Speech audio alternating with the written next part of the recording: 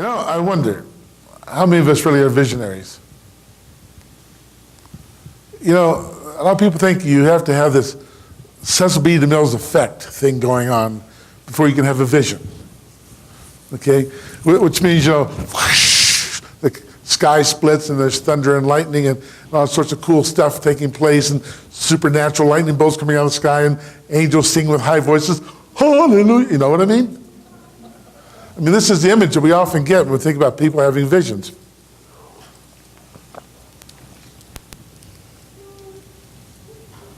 But maybe what we ought to understand is that people envision first.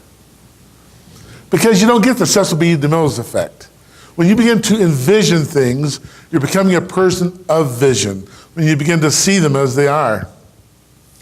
When I first looked at this parsha, this reading of the Holy Torah, and I saw the angels going up and down the ladder, I was really quite impressed. The Jacob ladder thing.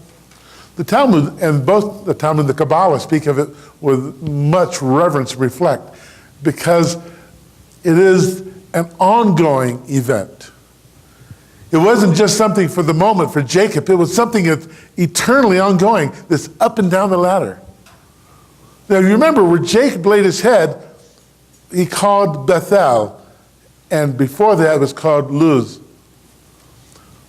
Before there was a Jerusalem, the closest town was Luz. And so where the ladder's going up and down happens to be today the Temple Mount.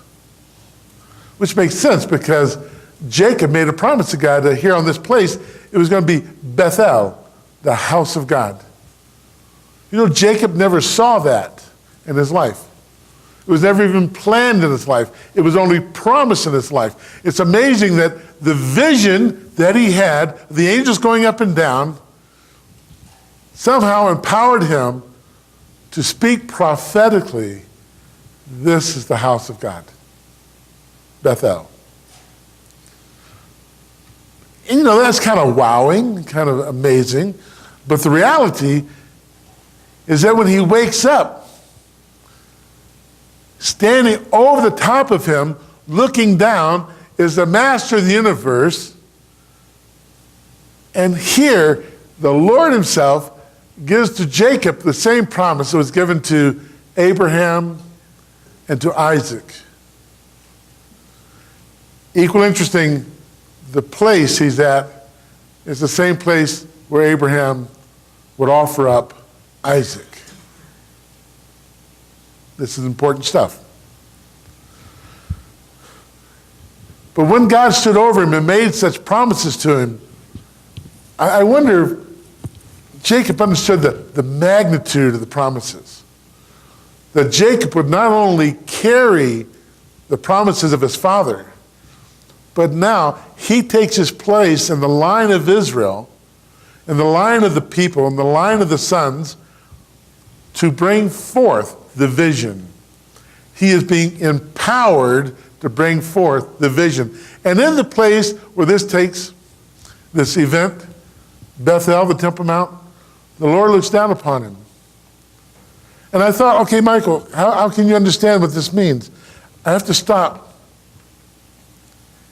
and analyze the dream, or analyze the vision, analyze the event. You see, the ladder with the angels ascending and descending is evidence of God's interaction with mankind in this world today.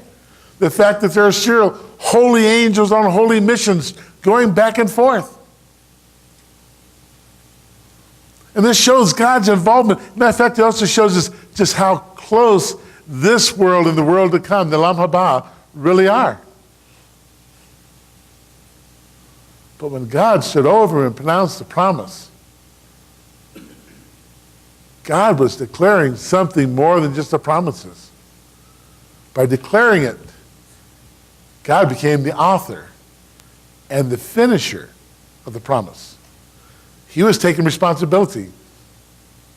The second thing is, it showed how deeply entwined God would be in the life of the believer and to the descendants of Jacob and to the children of Abraham.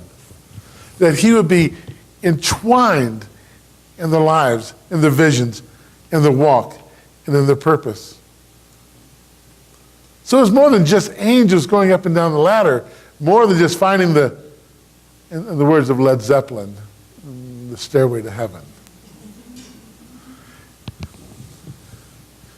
There's Rabbi who knows all that glitters is not gold, and he's praying for the stairway to heaven. And when he gets there, he knows the Holy Torah, everyone knows. And with a prayer, you get the translation, therefore. These are, of course, slightly different than what Led Zeppelin wrote, these words of insight and inspiration. But in fact, when you see that God is standing over Jacob, it becomes obvious that he's not just the God of the present, but he'll be the God of the future and the keeper of the promise. And I think for the very first time, Jacob has a true personal encounter with God. See, up to this point, he knew the God of his fathers, but did he know his God? Up to this point, he heard the story of Abraham, probably from Abraham, and the story of Isaac from his own father, Isaac. Or maybe the two of them sat down and over lentil stew discussed the whole event and told about the miraculous birth of Isaac. And all of this, it had been the God of his fathers, but now it's the God of Jacob.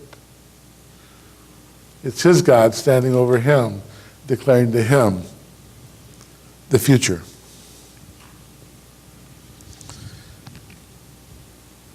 Let me see if I can point something out to you.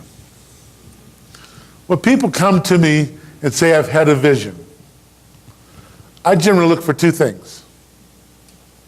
Of course, I always look to see if it's biblically sound or reasonable, but I look and I see how they respond to the vision themselves.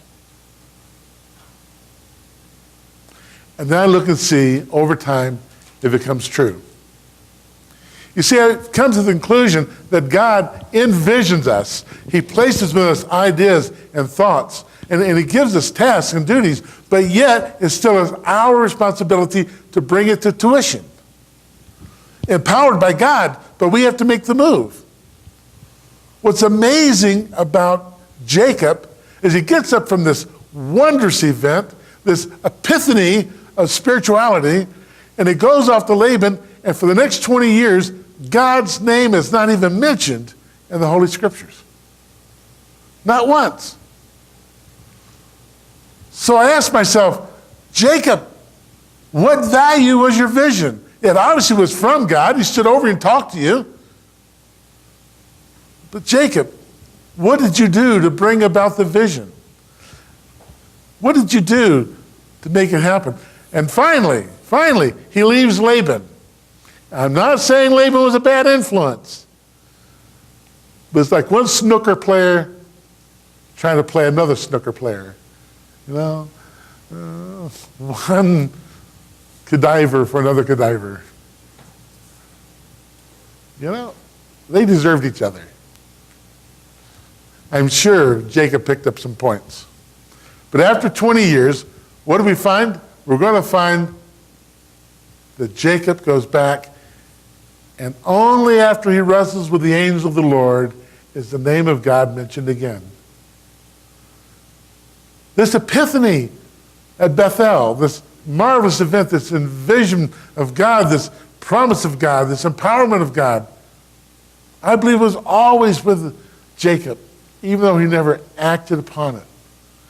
And only after the Lord got his attention a second time did he begin to act according to the promises. A lot of times I believe we lose the vision that God gives us simply because we don't act or respond to it. Now, I'm not talking about big old miraculous visions, you know. Obviously none like Mr. Bush had.